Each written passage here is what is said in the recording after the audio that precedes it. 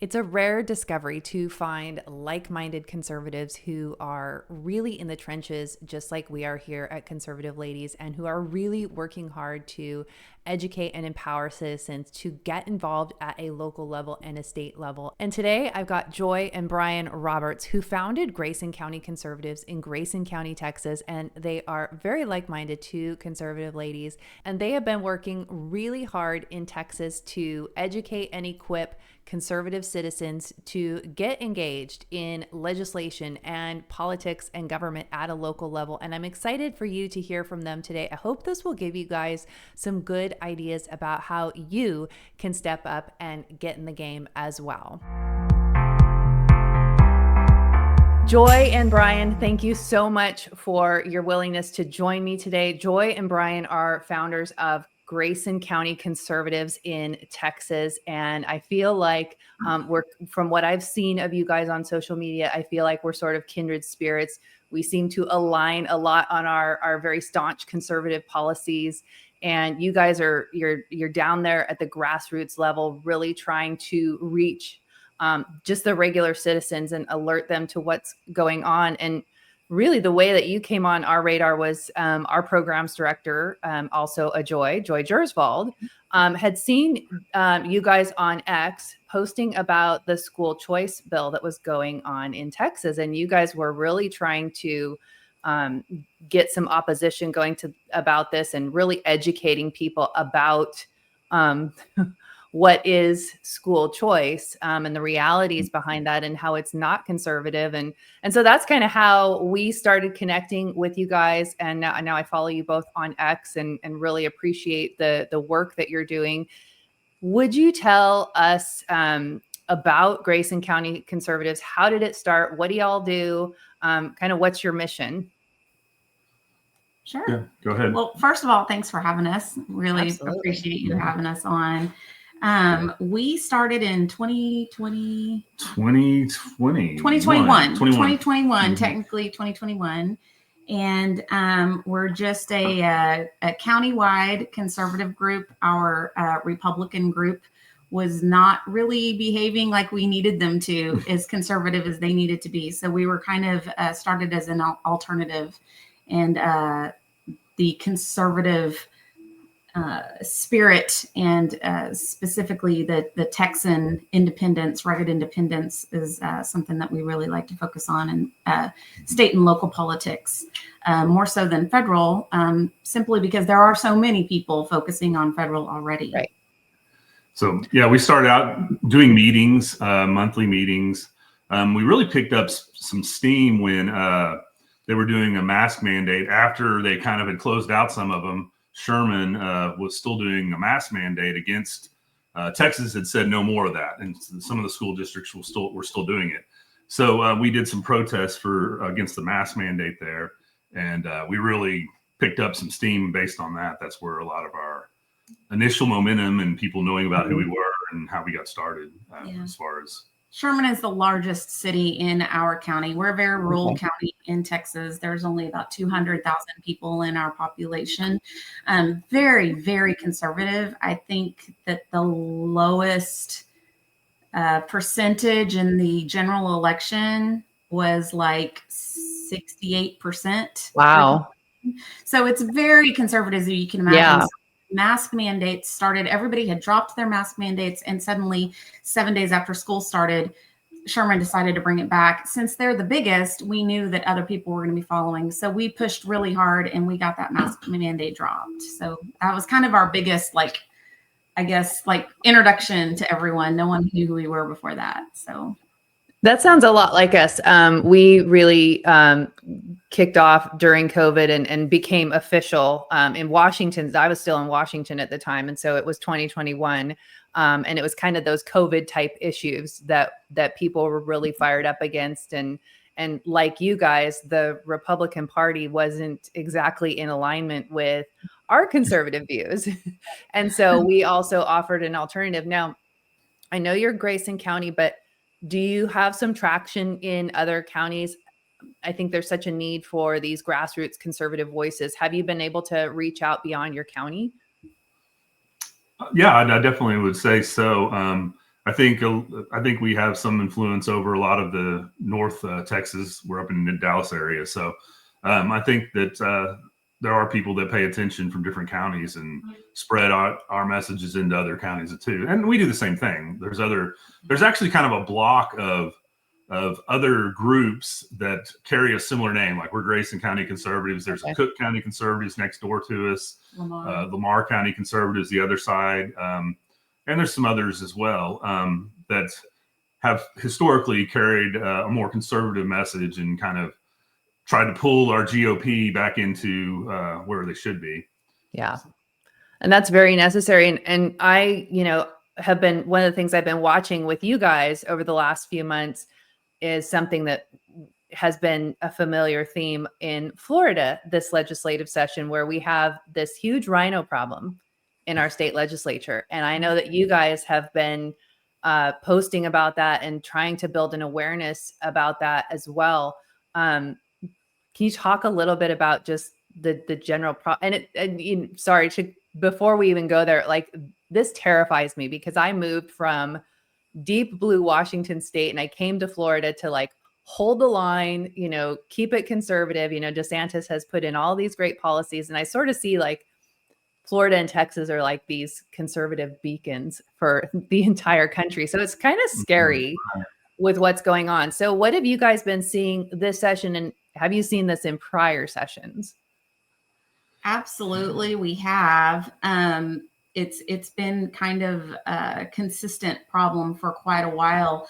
I don't think that the general population has kind of known that was going on. A lot of people just assume, hey, we're Texas. This, right. We are the Mecca of conservatism here, right? And so people just assume that everything is fine down in the Texas House. They don't understand. Unlike you with DeSantis, we have Abbott, who is absolutely not what we would consider conservative at all. RINO would be the very definition of Abbott. So I don't know if you. No, I was just going to say the national news doesn't portray Abbott that way, though. I mean, whenever he goes on national news, he looks like a champion of conservatism, which is frustrating to see that happen.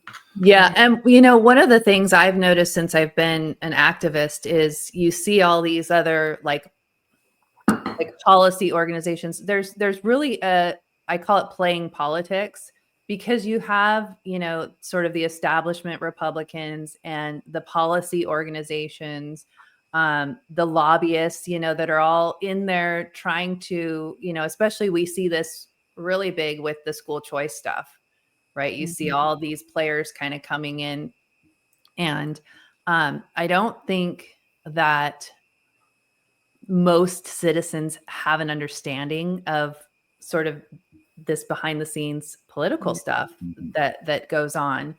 And a lot of them, these, what am I trying to say? A lot of these policy groups and these lobbyists are very influential in the media, like with Fox News and things like that. And so they're held up as like these credible conservative voices. And it makes it really difficult, I think, to educate citizens about really, for lack of a better word, corruption that is in politics. Mm-hmm. Absolutely. Yeah. I was thinking back on your other question and kind of the landscape of Texas and the RINO situation. It kind of blew up a little bit last session when Paxton was put on trial it was being impeached. And coming out of that, he won against this impeachment. And coming out of that, there was a lot of people that were paying a little more attention because they saw a well-liked Paxton being impeached. And so they got a little more motivated about seeing the RINOs there, because we were also able to get a message out that they were putting Democrat chairs in all the time. So we had, 80 people in our House or whatever that are Republicans, but yet Democrat chairs were dominating important chairmanships. So that led to, us being able to present these new conservative candidates. And so it kind of changed the landscape, I guess, sort of. I don't know if really anything changed, because these guys went in and they're doing the same thing that these RINOs are, except there's kind of this internal battle inside the House between one faction that's just straight up RINOs and a new faction that just came in. Well, and don't forget to mention, like across Texas, the grassroots worked really hard to get 19 new freshmen in. Into the House. And we were really excited about it. We thought that these freshmen were going to go down there and they were going to do all the right things and say all the right things and hold the line, whether they were enough to make a difference on any votes. That didn't even matter to us. We just wanted them to go down there and say the right things. And, you know, I've said it several times that if they had just done that, we would have hoisted them up on our shoulders and literally thrown parades for them. But instead, what we saw is a lot of lobbying done and a lot of people in really weird ways that we didn't understand what was happening. Some of these people that we had worked really hard for and talked to daily stopped taking our phone calls. It's been pretty hard. Yeah. Yeah, I've had some of that, not yet in Florida, but that has happened a lot in Washington. And kind of my thought with when you have Republicans in such a deep minority like Washington, it's like, what do you have to lose? They're going to pass everything with or without you. So why not just hold the line? Right. And so I'm curious, like, what you guys think as far as like, why does this happen? Like, is it they're being, blackmailed by somebody, they're being, strong-armed by the RINO leadership, because and we have that here in Florida too. There was a woman, I forget her name off the top of my head, that was elected to the House, and the Gun Owners of America have been really calling her out because one of the things that she made a pledge to them about was getting the constitutional carry bill through our legislature. And when you have a Republican majority in states like Florida and Texas, that should be easy to do. That should be a no-brainer, right?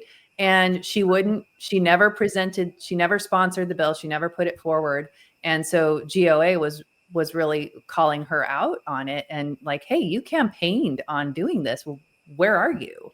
Mm-hmm. Yeah. You guys have a theory on that? It's literally kept us up at night. Yeah. I hate to speculate on it and on a question like that, but all the things that you mentioned have been things we've thought about. Well, is that going on? Right. And there's no smoking gun to, show one of those is or isn't actually occurring so I don't know. It's a tough question. It's obviously a problem no matter what is happening. And it's shocking because we've seen that happen in previous years, right? There's a representative. His name is Jeff Leach. He was amazing when he went in. Gosh, when was that? 2016, probably. It was a while back. It was a while back. He was a part of the conservative. I can't remember the group, the coalition, something. I can't remember which one it was, but he was amazing.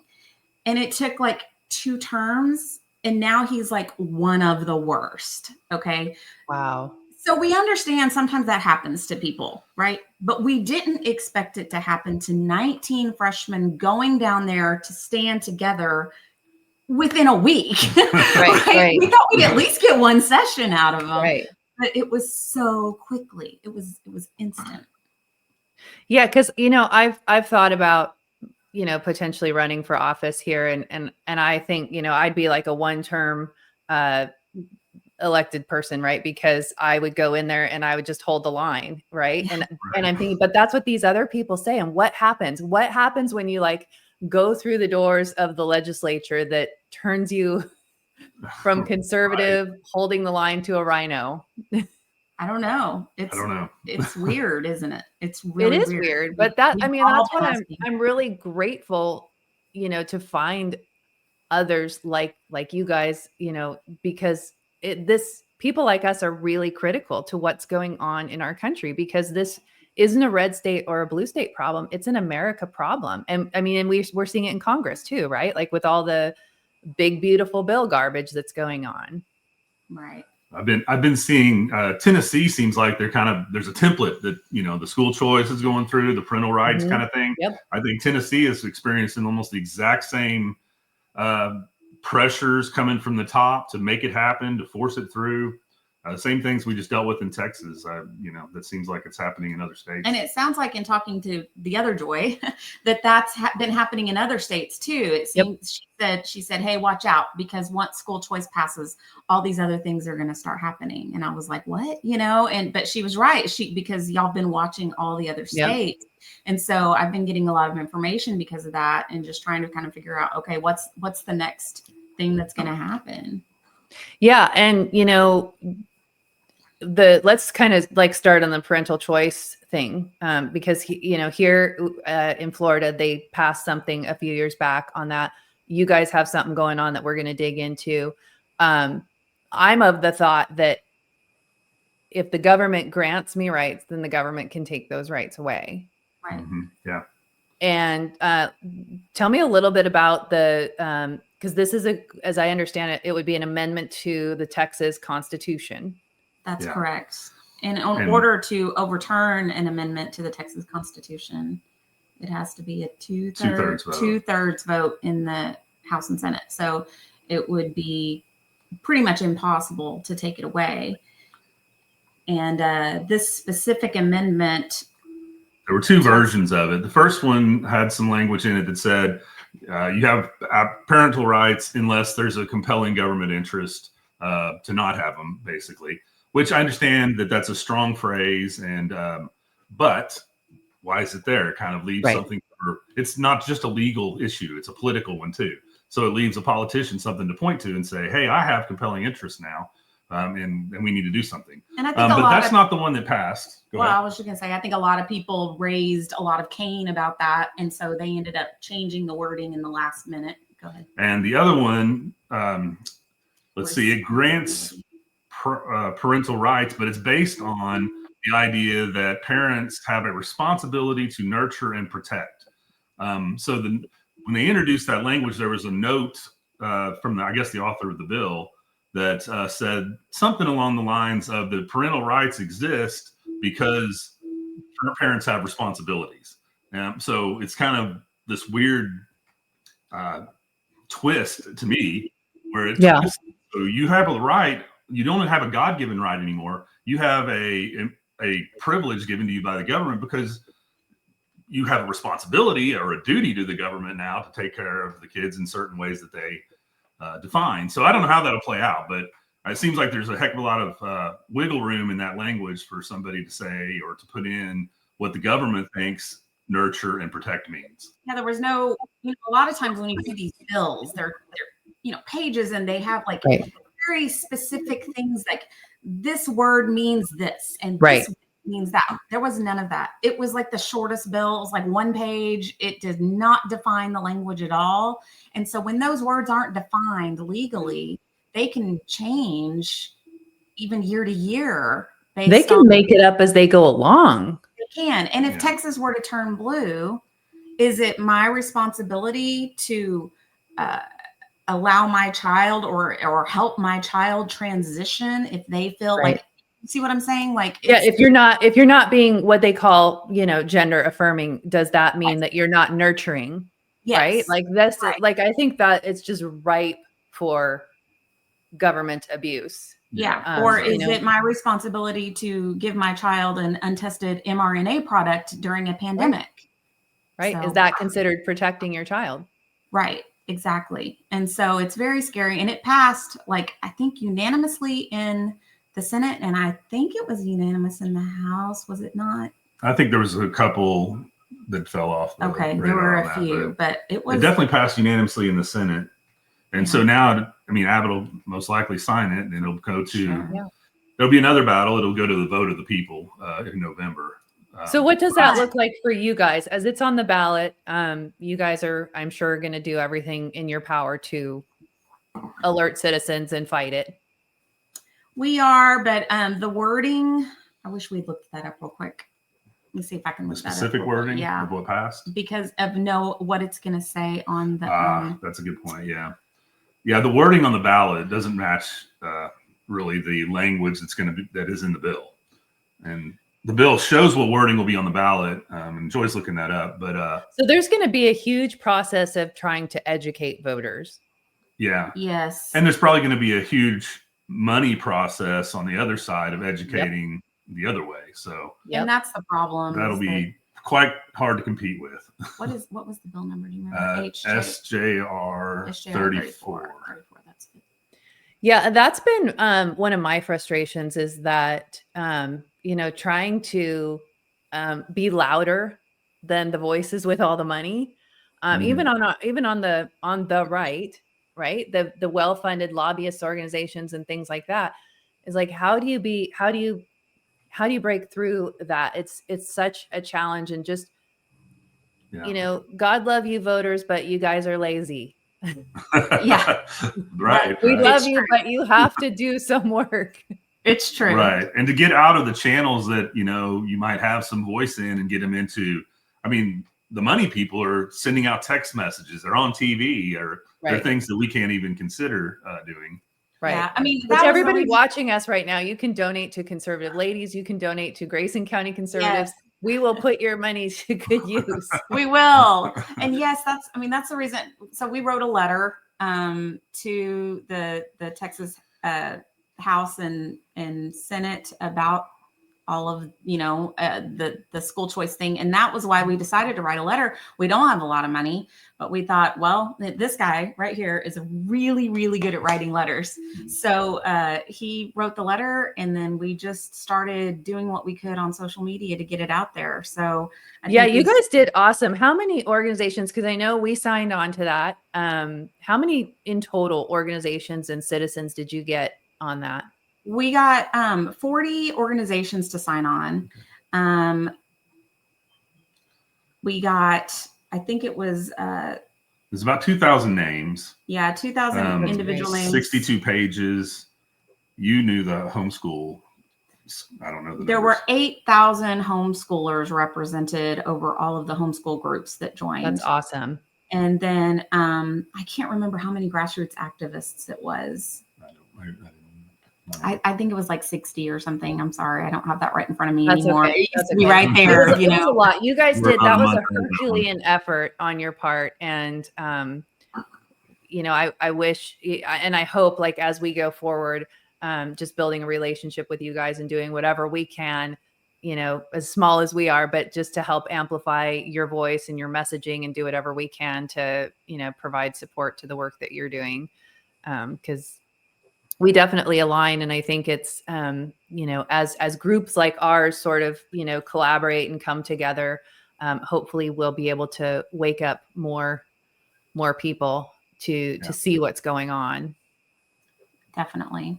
Okay. I pulled that up. This is what it will say on the ballot. It just says, constitutional amendment affirming that parents are the primary decision makers for their children.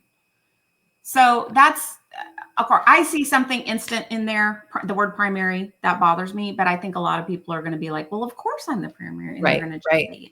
Yep. That sounds great. But how do you say no on something like that? Because the opposite would mean that you're saying you're not the primary. So. Right. Right. And I think you're going to have a lot of the sort of, I hate the term parental rights, because I think children have rights. Children have rights to be protected by their mom and their dad. And children have rights to a mom and a dad. We've kind of like, not kind of, but we have totally obliterated what a parent is, right? Like, that's a whole other topic, but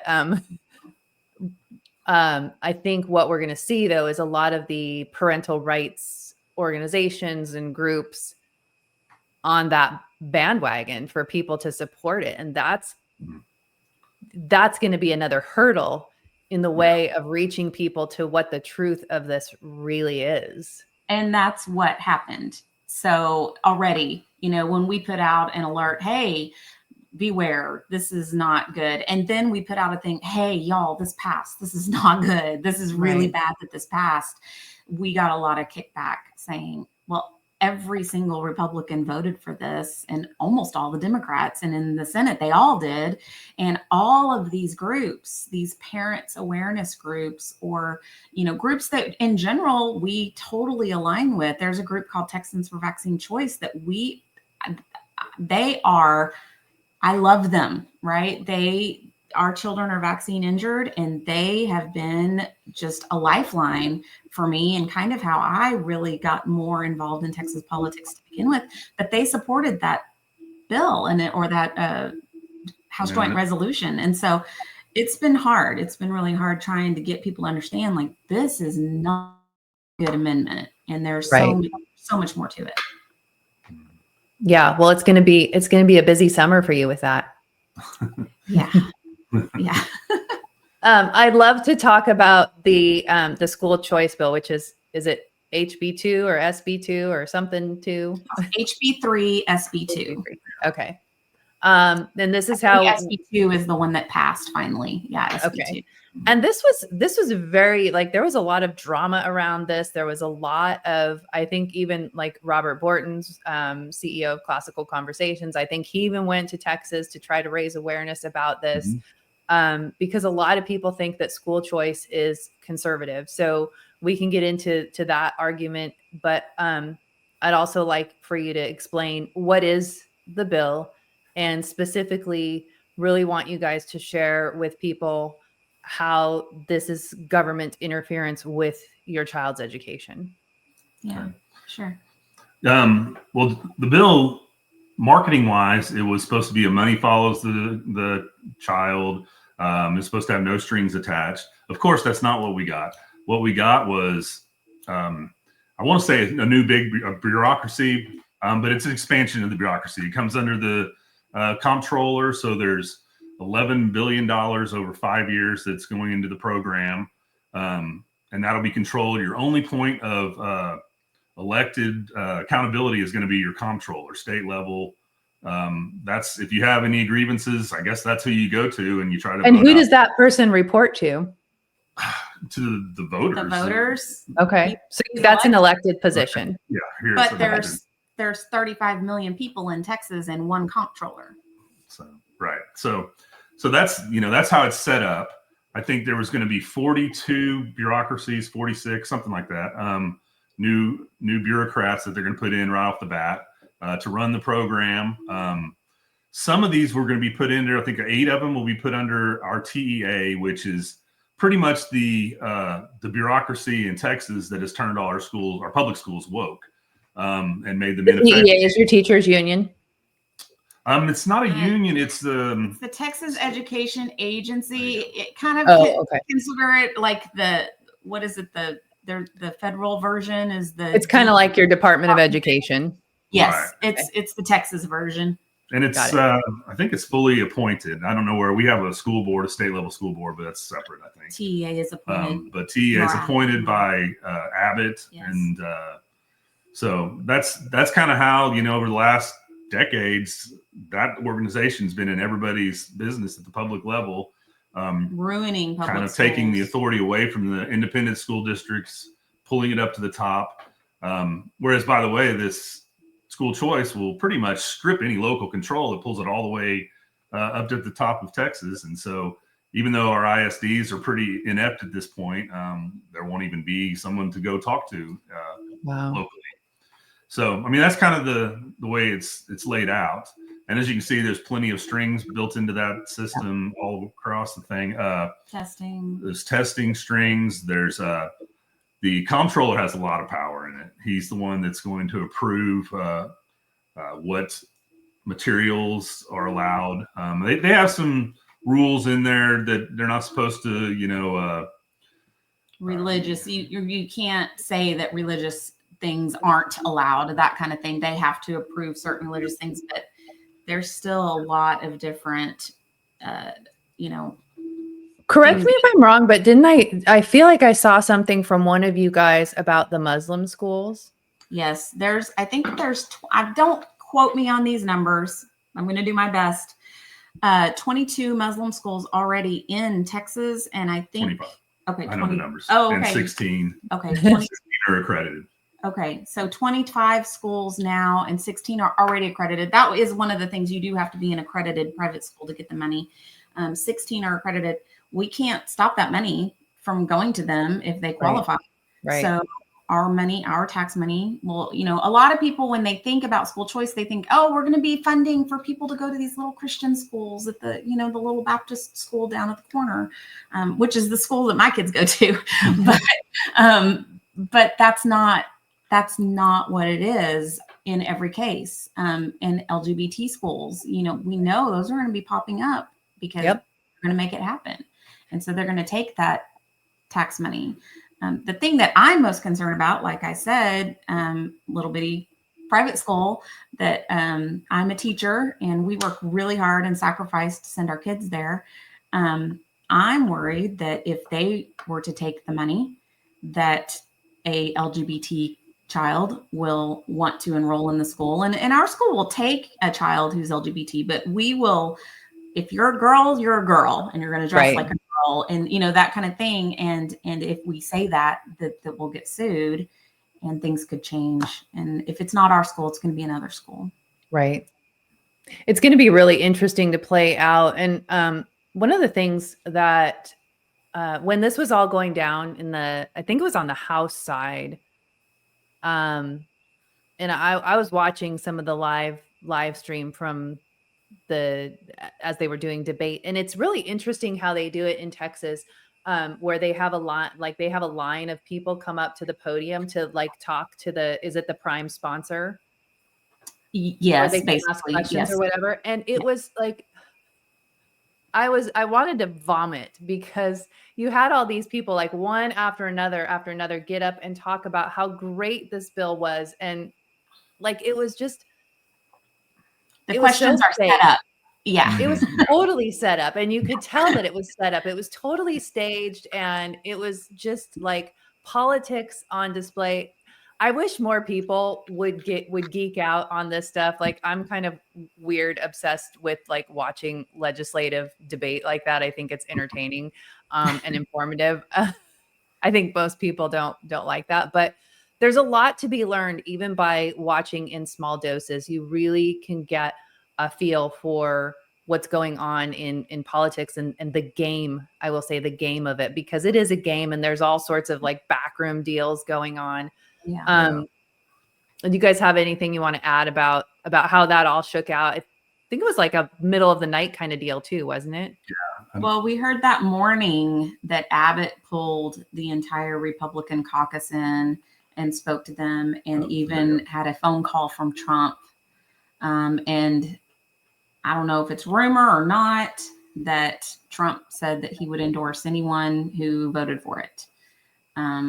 Again, don't know if that's rumor or not. Right. Disappointing if it is. But that's the word on the street.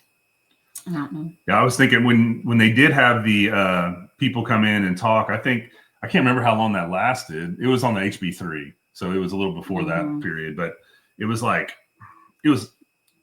don't know, 16 hours of testimony. I think they ended up with, I can't remember the numbers. I'm a little out of the thing here, but I want to say, do you remember how many were in the written opposition? 2,500 people wrote in about it. I think it was more. Maybe it was 2,500 pages. Yeah, it was more like that. So I don't know if it's the Maybe same, 12,000. and I don't know how other states work. I'm sorry. But you have to go through a committee first, and when it's in committee, people can come in and speak and testify. And we had people that were testifying down there. I think the last one, it started at 10, 11 o'clock in the morning. It went until 6 a.m. the next morning. They never called a recess. They made people sit and wait. A lot of people gave up and left after, they were so exhausted. It was by far dominated by people who did not want school choice. And after you got past the people at the beginning, they stacked the deck for 3 or 4 hours, like you were saying, with just lobbyists. The timeshare actors, I guess, is kind of how right. Telling everybody how great it was and everything. And then they got past that, and then it was mostly objections. And they said that, the objections were very dominant in the written side of it as well. Yeah, so we can also do written statement. I think since COVID, we've been able to do that. And so we can write in any kind of statement online, and it can go in and it's put in record. It's not read or anything really, but it's there in record. And I think it was 2,500 pages of against, and I think it was like 60. Was that right? And that's with multiple objections per page. It's like, yeah, they print them out. Yeah. How long people, some were this long and some were this long. And I think it was only 60 pages that were for, was it 600? I don't know. I don't remember, but it was yeah. It was like so 90 against. Yeah. So the bill passed through the legislature, and now it's awaiting Abbott's signature. No, is that right? That was signed. That one's signed. Okay. Very quickly. And he brought down a whole bunch of private schools, and it was a lot of hurrah. They had a party at the governor mansion. Yeah. When they signed it. Yeah. It was painful. But I guess, and they're still in session, aren't they? The Texas legislature is still going? Yeah. Until Friday. Yes. Yeah. So I've seen you guys are still posting about some, stuff that's going on. What are some of the big things that you're seeing as session wraps up that people should know about? Well, SB 22. SB 22 just passed, where we're giving $2.5 billion for Hollywood to start here in Texas, in Fort Worth, which is we don't know if it's Fort Worth. Well, we're guessing Fort Worth, which is the largest red city in America. So it wouldn't surprise me. Not for long. Yeah. And I mean, it barely is anyway, but and wow. so and then SB 3, I don't know if you want to talk about that one. SB 3, just an outright total ban on THC products, including just I don't know. We had a friend that posted about she uses a cream for aches and pains in her shoulders, and it's the low grade like 0.3% THC that I think in 2018, from what I understand, Trump made those legal, and I guess this is Texas making them illegal again. They said it's just an outright ban of all, even CBD oil without THC is under this ban, as far as I think that's true. Any hemp at all. Interesting. 8,000 businesses in Texas have been put in since that lift in 2018, and now they're all going to be gone by September. And so these aren't like selling, like the vape pens with THC. No. These are like, well, THC. I don't know, but I don't think so. We don't have, and I don't know what law allowed this, but we don't have like dispensaries and stuff like that. Like, okay, you go up to Oklahoma, they'll have dispensaries everywhere. So there's something different going on there, and I don't know exactly what it is. But most of the products that I'm talking about, I mean, they're probably sold in vape shops too. But the creams and stuff that I was just referring to are sold in like Mike's health food stores. Oh, interesting. Alongside, zinc or magnesium or something. So could people do mail order, or it will be like illegal to ship it into Texas? Illegal to ship it, illegal to have it in your house. Wow. Yeah. That's crazy. It is crazy. And so there's a lot of veterans that use that to help with, post-traumatic stress disorder or pain. Yeah. And now they're going to have to turn to pharma or turn to the black market. And it's concerning. At the same time, there's another, and I wish I knew more. I wish I'd looked this up ahead of time, but there is some funding going into pain management. Was it pain management or anxiety?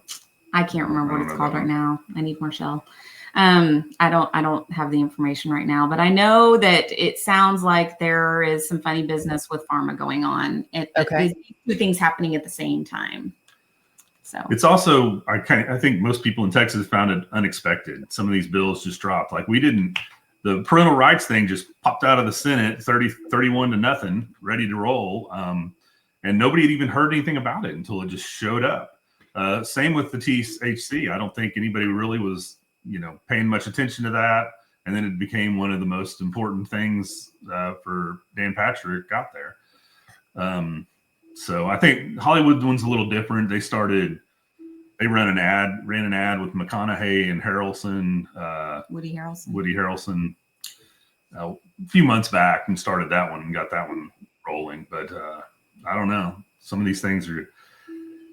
I think the biggest thing in Texas is eliminating property tax, and all of these things are the opposite of that. There are new money being spent. There are giveaways, subsidies. So that's kind of a theme too, that we have $24 billion up there that was what's the word for? We had a surplus or rainy day fund. We had several different things, but Texas is very wealthy. We're definitely not in the red. But they're using that money to pay for these new programs instead of sending it back to the people. And then that's why if you're paying attention to some of the Texas ones, you'll see eliminate property tax just pops up every time anybody says anything. Property taxes are really hurting Texans. People are losing their homes, their lifelong homes. Older people who have paid off their home and their home has been paid off for decades cannot afford their property tax and they have to sell their home and leave. Is that because the price of housing and land and stuff has increased so much over the last several years? Yes. Yeah, same here in Certainly. Florida. Yeah. We moved to our house in 2017 and it's almost doubled since then. Wow. Yeah. Yeah. Florida's having the same thing. And, DeSantis was calling for property tax relief for citizens here and homeowners here, homesteaders here, because we have a lot of the snowbirds. But, and our legislature didn't get it done. They're in a special session to finish the budget because they couldn't get the budget done. And I don't know. I'm guessing Abbott isn't calling for property tax relief. He ran on property tax relief. There are plenty of videos of him talking about it, but not one word since session started. Isn't it just interesting? They always campaign on it. So. What's that? Oh, all of our politicians campaign on eliminating property tax every time. Or lowering. Almost all of them. They really like campaign on all of the conservative talking points, and then when they actually get in there, they provide a little bitty bill. Like they did something this time, and I can't remember what it was. It's like if you're over the age of 65, I think the part that can't be taxed has been raised a little bit. But they'll come back from session and say, "Oh, it's the biggest property tax cut in history. We're the most conservative in history. It's the most conservative session in history," when really it wasn't at all. But that's right. And then people believe them because that's what people do. It's frustrating. Well, I think, what I really appreciate about both of you is on social media that you guys are really, I think it's, we as citizens have to hold these elected leaders accountable. And I appreciate that you guys do that. You do it in a respectful way, but you're very just matter of fact. Here's what's happening. Here's who's doing it. And people need to know. And so I think it's really important for people like us to be, in this fight to save our country. How do you guys, like, if someone is in Texas, we'll say any part of Texas, how can they connect up with you? What kind of, I guess, ground game do you guys have going? How do you communicate with people in your area? I know you have a website, and I'm going to put the website up too. Yeah, we have a website. Finding us on Facebook and X. We do a lot there. We also have a Telegram group. And we have monthly meetings. And are those in person or virtual? They are in person. Yeah. Okay, cool. Second Tuesday of the month. We don't really do a lot of virtual stuff. Everything's just kind of on social media. We have a public page on Facebook, and then we also have a private group on Facebook. The private group's mainly for people who live in this area for actual ground game type situations. Yeah. Cool.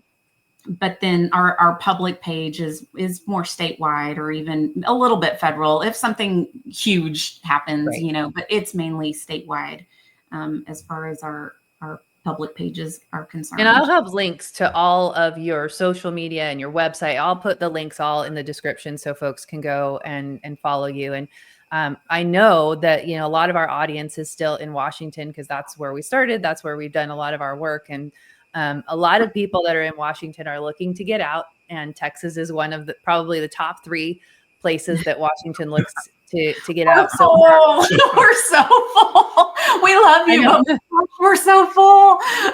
When I talk about Florida, my husband's like, "You've got to stop telling people how good it is here. Got to stop." It's so crowded now. Really, it is. Growing up here, like I said, we're in a rural area and they're starting to fit neighborhoods. We moved out here for a reason and they're starting to fit neighborhoods. We're like, no, go away. Go away. We like our cows. Yeah, I know. Well, if they're conservative fighters, maybe they're a little better. It's true.